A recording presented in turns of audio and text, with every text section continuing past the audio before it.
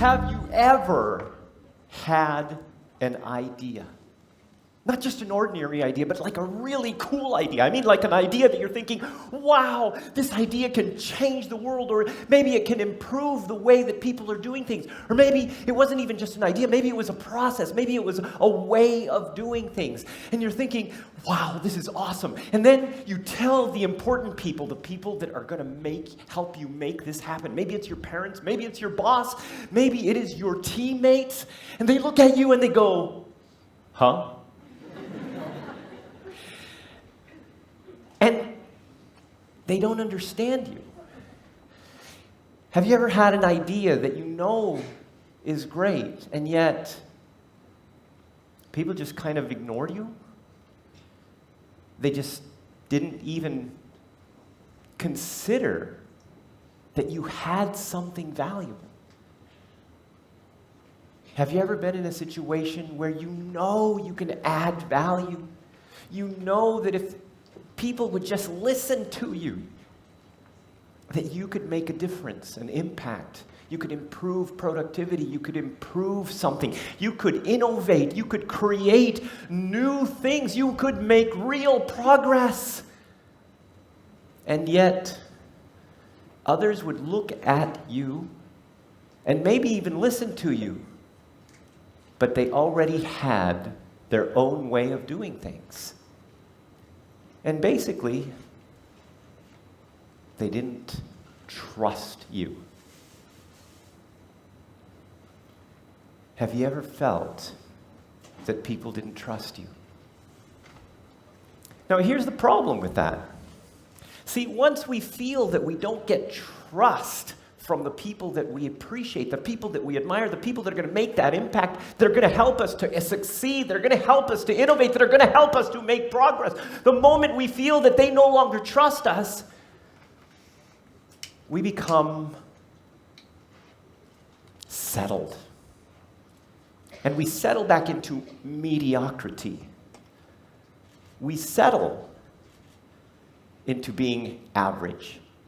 We start thinking, why should I bother? Why? Does it even matter?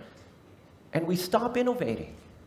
We stop making progress. In fact, sometimes we even just wait for somebody to tell us what to do, because it's safer. See, trust is the foundation of teamwork. Trust is the foundation of innovation. Trust is the foundation of progress.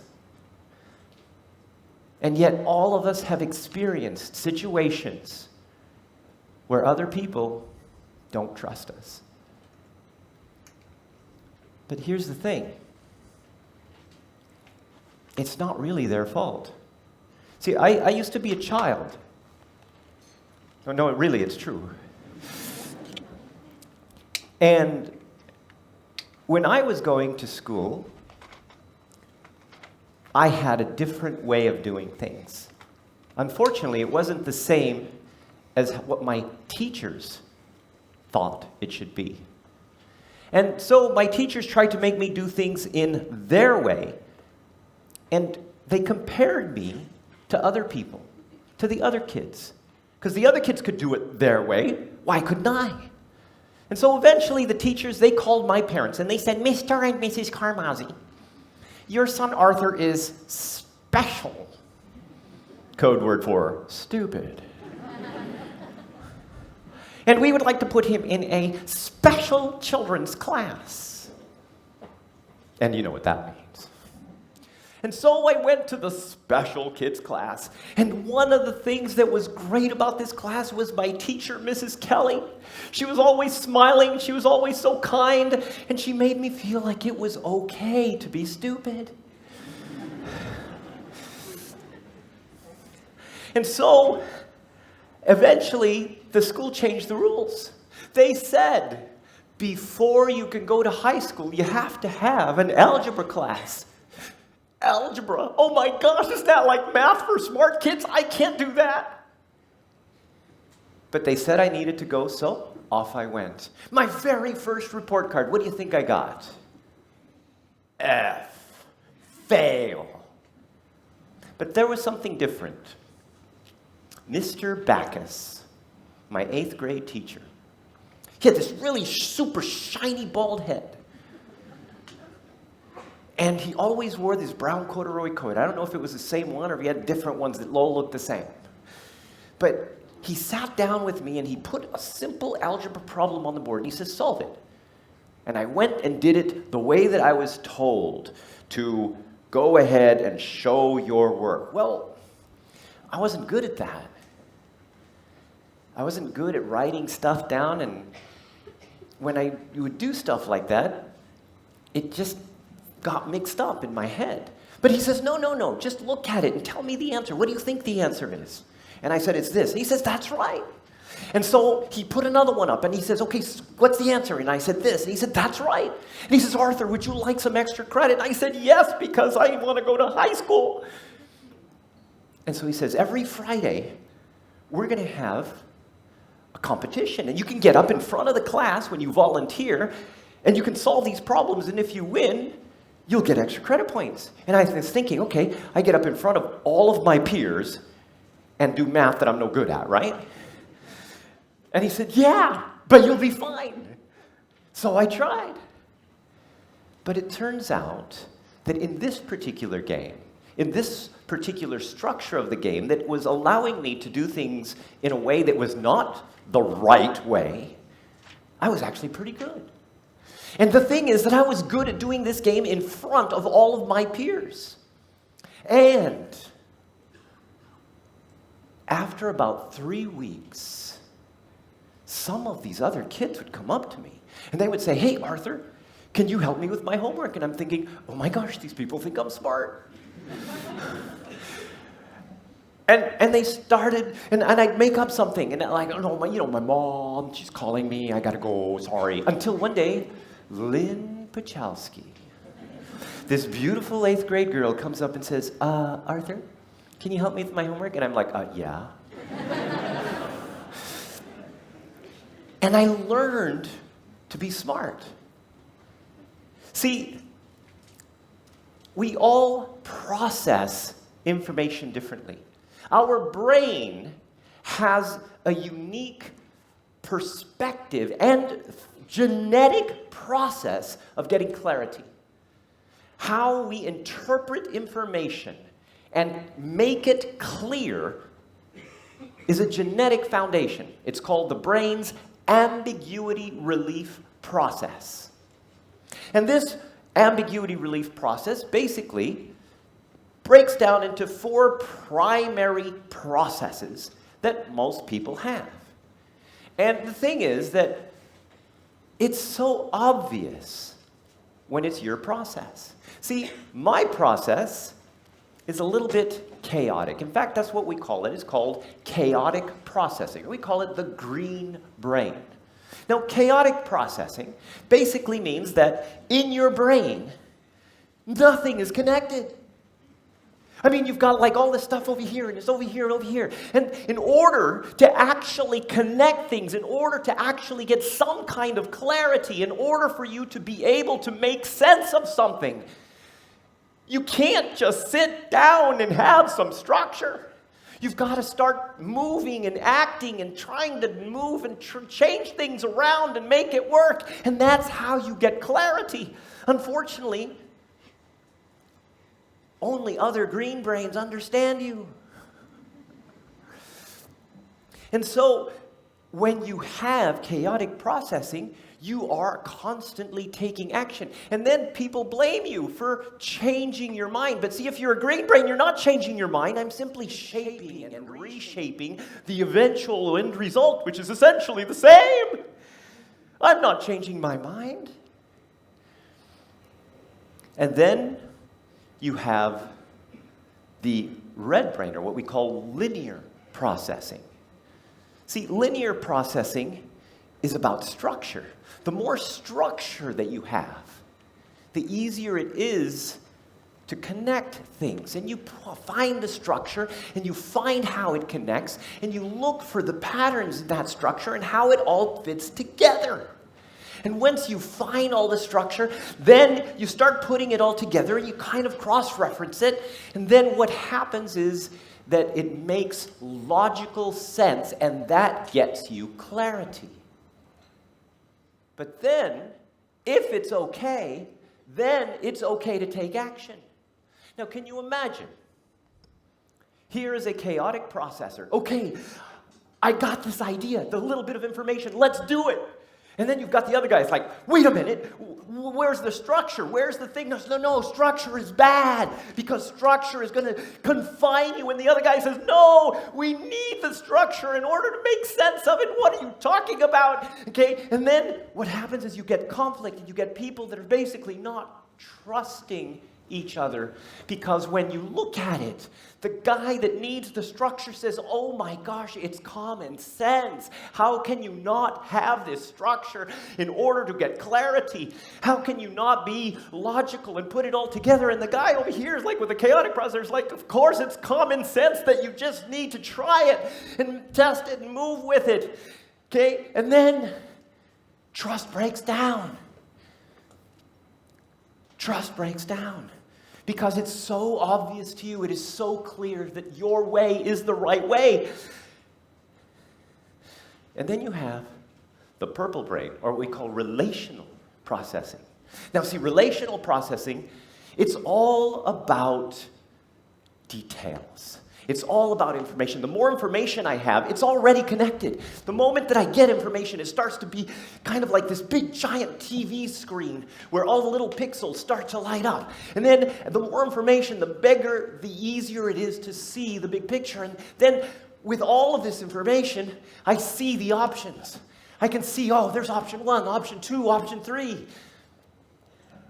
And now I can see how all of that is connected. And I can say, option 2 is the best one. And then that's how I get clarity. Through all of the information, through choosing options and then looking at them. So once I have that clarity, then I can move. The only problem is that in order to get all of that information, it takes a lot of time. And then people misunderstand you because they think, oh, you're too slow. You don't need all those details. And then let's say, for example, you've got a purple brain boss who's asking their green brain counterpart, hey, I need a report. And the green brain gives them the report that's like 2 pages long. And the purple brain says, what? I need this details, and these details, and these details, and these details. And the green brain says, why are you asking me to waste my time? Let's just do it. And they don't feel trusted. And this person feels disrespected.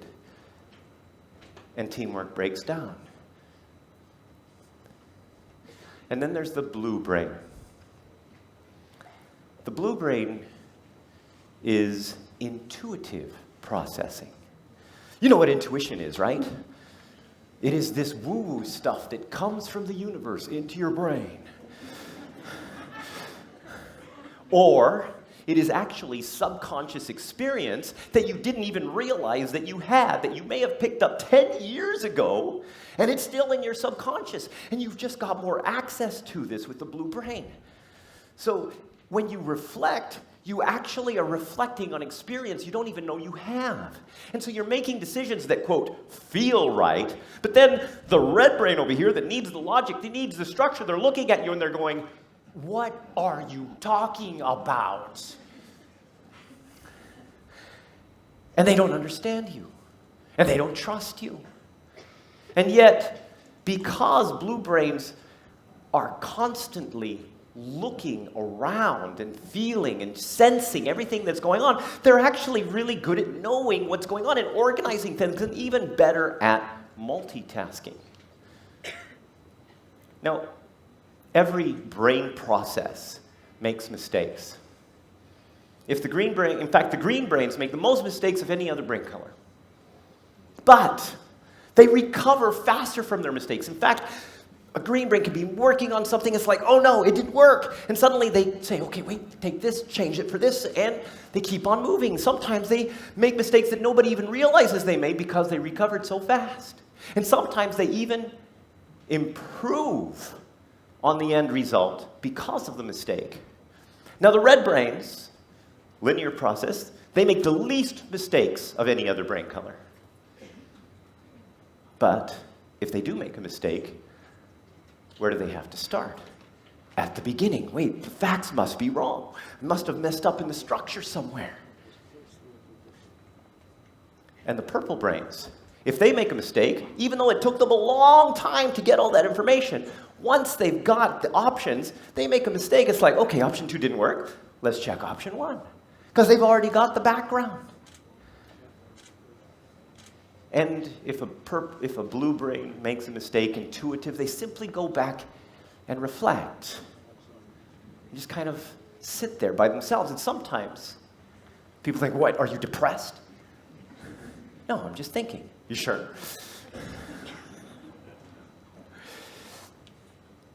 So, the problem is that we are oftentimes judging people. We judge them by their genetics.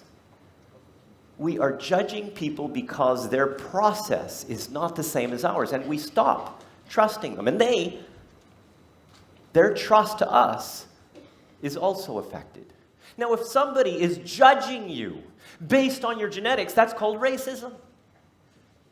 So what I'm asking you here today is don't be a brain racist. Don't be a brain racist. What I'm asking you here today is that the foundation of trust is the foundation of progress. In order to really create innovation, in order to create progress, in order to have better relationships, that trust must be there. And in order to do that, we must accept our colored brain counterparts. We must accept people and their genetic way of looking things. So I want you to think about the people who you've interacted with. The people who you thought, oh my gosh, I can't believe they're doing things this way. Or they're making my life so difficult. And I want you to think, what colored brain might they be? And have you been harsh on them because you've been looking through your own colored glasses? Stop being a brain racist. Create more trust and create greater environments. Thank you.